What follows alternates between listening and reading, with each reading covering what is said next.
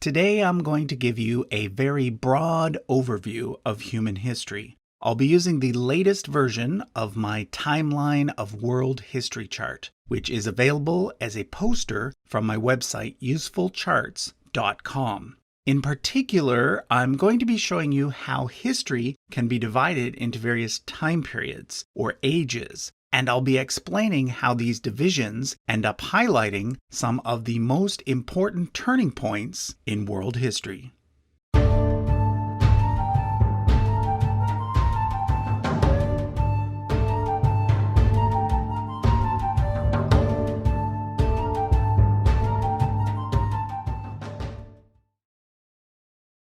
Let me start by explaining the basics of how this chart works. The vertical scale represents the flow of time, with time moving forward as you move down the page. Every white line represents 100 years, and the scale is equidistant, which means that the distance between two lines near the top of the chart is exactly the same as it is near the bottom. This is important because it allows for accurate comparisons to be made, and thus gives the viewer a proper perspective on time.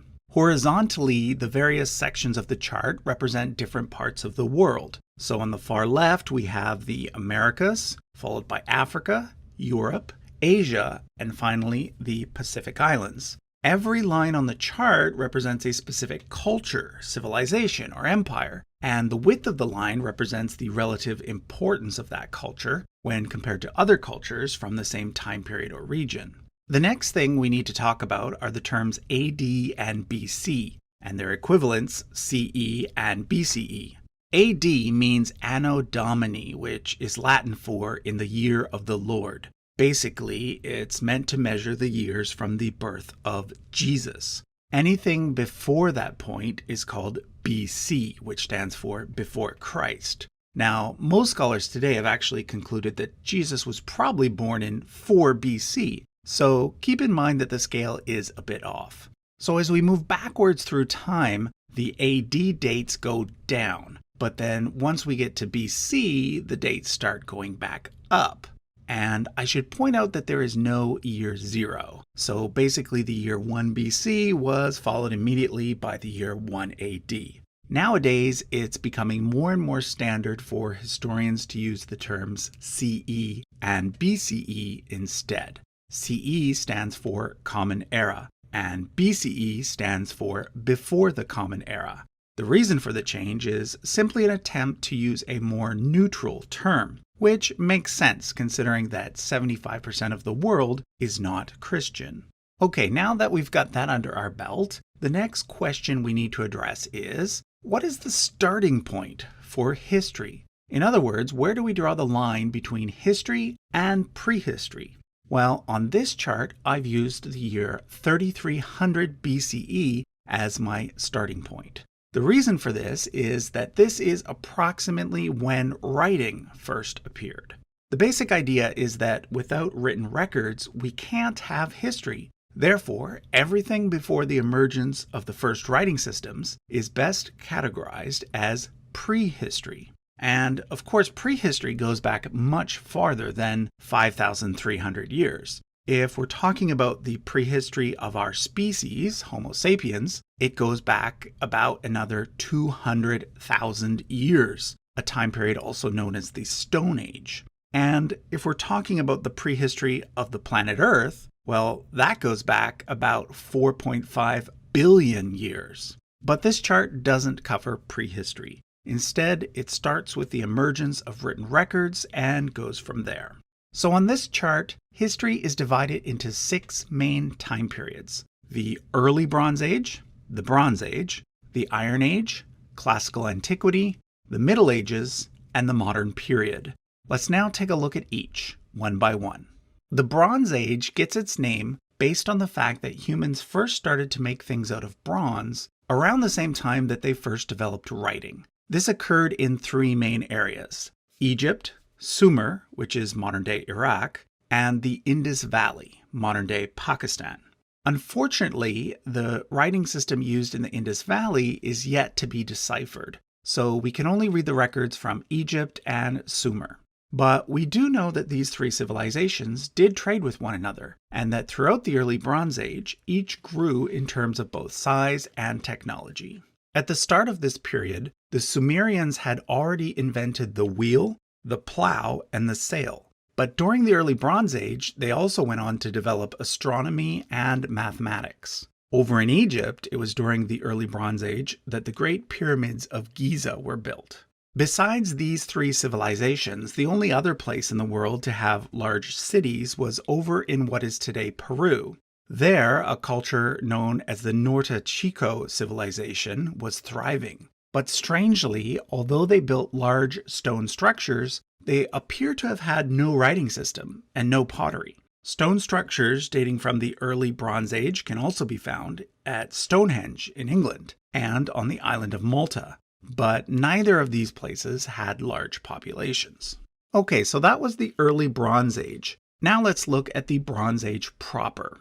Dividing these two time periods is a very important event known as the 4.2 kiloyear event, named because it occurred approximately 4.2 thousand years ago. The exact cause of the event is still debated, but what we do know is that it resulted in approximately 100 years of extremely dry conditions worldwide. Because of this, the Egyptian Old Kingdom, the Akkadian Empire, which had conquered Sumer, and the Indus Valley Civilization all declined rapidly. And in the time period that followed, we get a new set of cultures. Egypt was revived as the Middle and New Kingdoms, and the Sumerian civilization eventually evolved into the Babylonian civilization. But in South Asia, we get a more dramatic change. The Indus Valley cities disappear altogether, and we get a new set of people arriving, the Indo-Aryans, who were part of the larger Indo-European group. During the Bronze Age proper, we also get civilizations arising in other parts of the world for the first time, including in China, Sub-Saharan Africa, and, unbeknownst to many people, North America. There, we get the Poverty Point culture, where large mounds and complex settlements were built. Finally, we also get the first civilization in Europe, the Minoans on the island of Crete. Midway through the period, though, there was a volcanic eruption nearby, which led to the downfall of the Minoans and the rise of the Mycenaean Greeks instead. This catastrophe could very well have been the event that birthed the Atlantis myth. The next big turning point in history occurred around 1200 BCE, and it is known as the Bronze Age collapse. For reasons that are still somewhat unclear, the major civilizations in Greece, Anatolia, and Egypt all disappeared almost instantaneously. What followed is often called the Greek Dark Ages, a period in which the historical record for the region goes somewhat silent. Interestingly, it is during this silent period that many of the world's most famous legendary tales supposedly took place, such as those found in the Jewish Torah, the Greek Iliad, and the Hindu Mahabharata. The Bronze Age collapse also coincided with the first use of iron in the Middle East. Therefore, the period in which the Greek Dark Ages took place is also aptly called the Iron Age. This is the third and final period in what is known as the three-age system, consisting of the Stone Age, the Bronze Age, and the Iron Age. The next period is not actually part of the three-age system. This is because after approximately 600 BCE, we no longer have to rely entirely on archaeology to get information. As I mentioned earlier, humans have been writing since 3300 BCE, but there is nothing surviving from the Bronze Age or Iron Age that could really be considered a history book.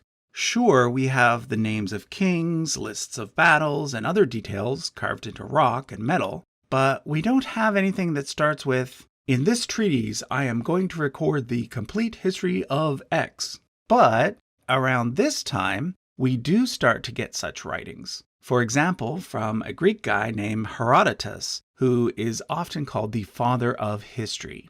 So in other words, we know a heck of a lot more information about this next period, called classical antiquity, than we know about the previous periods.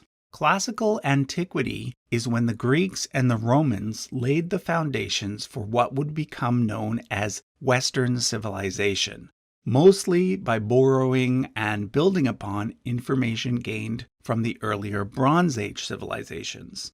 But there was a lot going on in other parts of the world as well. For example, in Mesoamerica, Olmec culture would go on to influence classical Mayan culture with its intricate calendar and writing system. And in North America, there was an extensive trade network where lots of different types of art was being exchanged. In Africa, the long-standing kingdom of Kush eventually gave way to the kingdom of Aksum in Ethiopia. There was also the three mighty Persian empires, the Maurya and Gupta empires in India, and the first imperial dynasty in China. Eventually, a trade route between all these areas opened up, known as the Silk Road, and thus the western parts of Eurasia and the eastern parts of Eurasia were connected for the first time. But perhaps even more importantly, it was during classical antiquity that humanity's current moral and philosophical foundations were laid. Simultaneously, yet independently, we got Greek philosophy, the Bible, the Hindu and Buddhist scriptures, and the writings of Confucius. We also saw the first experiments with democracy and the first evidence of truly scientific thinking. But this golden age of human development did not last forever. It came to an end around the year 500 CE with the fall of the Western Roman Empire. In other areas, the classical period ended a little earlier, such as in China, or a little later, like in Mesoamerica. But basically, all over the world, most of the major classical civilizations eventually crumbled. We then get what's called the Middle Ages. The word middle is used for this period because it is located in the middle between ancient history, which consists of everything we've covered so far, and modern history, which we'll be getting to next. It's also called the medieval period, medieval simply meaning Middle Age. But one term that really shouldn't be used for the medieval period, but often is the Dark Ages. The reason for this is that the so-called Dark Ages were really just limited to Western Europe. Other areas during this time, such as the Middle East and China, were actually experiencing new golden ages. So what made things in Western Europe change so drastically? Well, numerous theories have been put forward, but one thing we know for certain is that it involved large-scale migrations in several parts of the world. Whether or not these migrations were sparked by climate change or some other natural phenomena, we can't be sure. But it ended up creating kind of a domino effect. For example, the Huns moved into Europe from the east, and this pushed several Germanic tribes south, bringing them into conflict with Rome. Eventually, it was these Germanic tribes, known to the Romans as barbarians, who caused the fall of the Western Empire and plunged Europe into the so-called Dark Ages. But it wasn't just barbarians that caused trouble. In the years 535 and 536, there were several extreme weather events, perhaps started by a large volcanic eruption, that led to famines and cool, dry weather all over the world. There was also the first bubonic plague, also known as the Plague of Justinian, that killed 50% of the population in some cities. In the East, these events did not lead to the eastern half of the empire falling, but they did set the stage for the rise of a new civilization nearby, Islam. But while Islam was expanding in the Middle East, Christianity was expanding in Europe.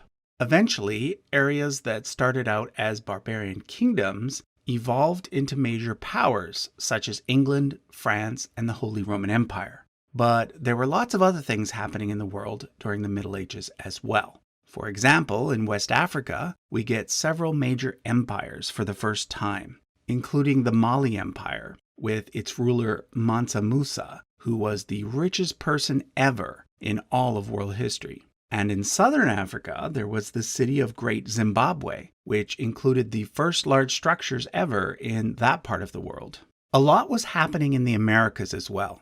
We don't tend to think of cities existing in pre-Columbian North America, but they did. There was Cahokia in what is now Illinois, as well as the Puebloan cities in New Mexico. In Mesoamerica, the Aztecs were dominating, and in South America, there were the Incas. Finally, it was during the Middle Ages that we get the largest land empire of all time, the Mongol Empire, started by Genghis Khan.